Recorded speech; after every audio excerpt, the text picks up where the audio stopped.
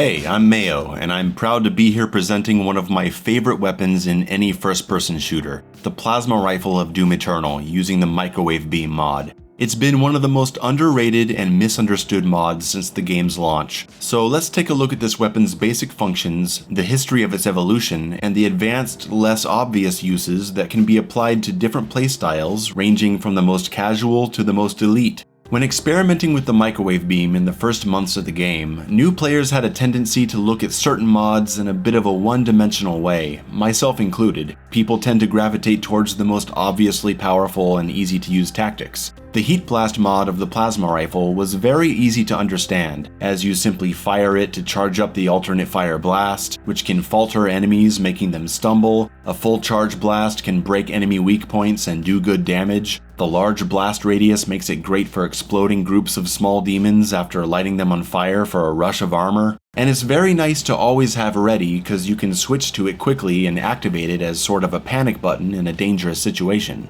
Heat Blast was, and still is, a great and versatile mod. Microwave Beam, on the other hand, felt borderline useless in comparison. Sure, it was kinda nice to be able to hold an enemy in place, but using it slows you down, and it doesn't deal very much damage. You just gotta sit there holding the button, and that's really dangerous in a game that's so fast and chaotic. It also feels a bit counter to the game's philosophy of constantly being on the move. Just about the only obvious benefits were how you could get kind of a conga line of enemies all locked in one long beam if you're targeting the furthest one, and how it quickly disables shields, from the shield guys and also from the Doom Hunter. Myself and other players were doing work in the following months, trying to find new and interesting ways to integrate the microwave beam into our playstyles, but it wasn't until the first DLC expansion, The Ancient Gods, that more people started to take notice. The introduction of the Spirit, an ethereal creature that possesses enemies and buffs them to absurd degrees, can literally only be killed by the microwave beam, Ghostbusters style.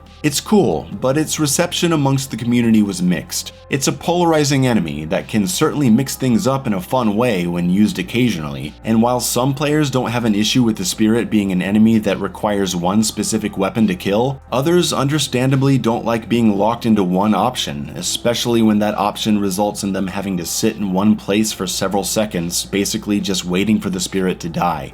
I do think, despite the imperfect implementation of this enemy and its disposal tactic, it has been a net positive for the microwave beam and the gameplay of Doom Eternal, because a lot of players started messing around with it more simply because they had it equipped in preparation for possible Spirit appearances.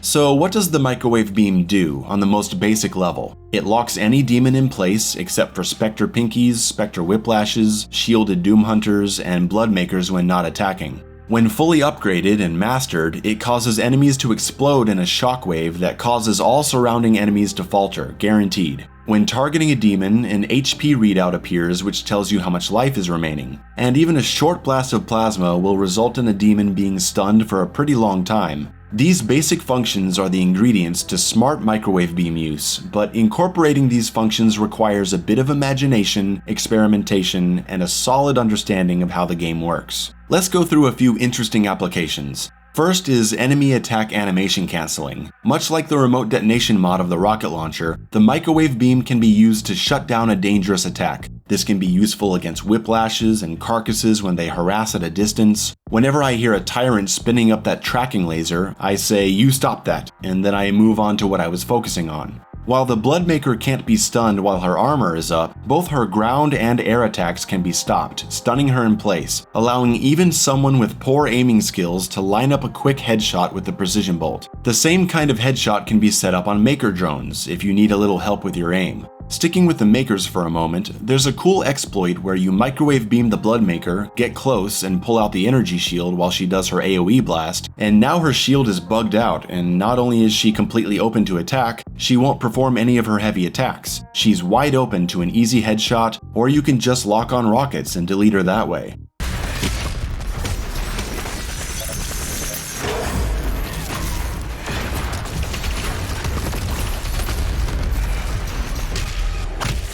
Big shout out again to Alex A on YouTube, who has a video that goes into the details of this microwave beam Bloodmaker tech. And a big negative shout out to everyone who didn't tell me about this, because I thought I found it while researching for this video, so thanks a lot for nothing, guys. Good stuff, Alex. I wouldn't say these are tactics that are better than just getting a headshot, but it could be very nice for players with poor aim when they're under pressure.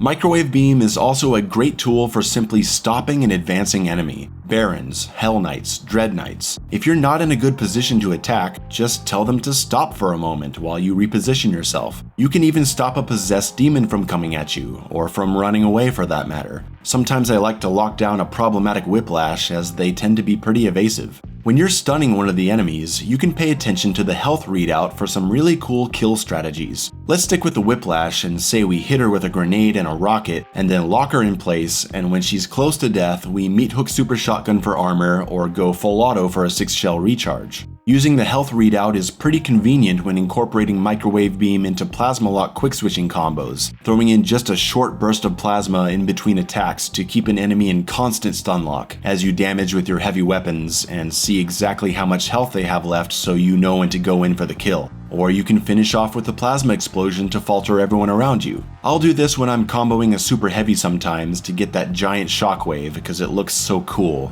Currently, I'm in love with a setup that uses fodder demons for a micro-missile damage buff. Sometimes fodder demons run away and you can get stuck trying to get that heavy cannon kill, so I like to use the microwave beam to quickly take their health down to nothing, and then a quick shot or two from the heavy cannon grants us the damage boost, and now it's party time.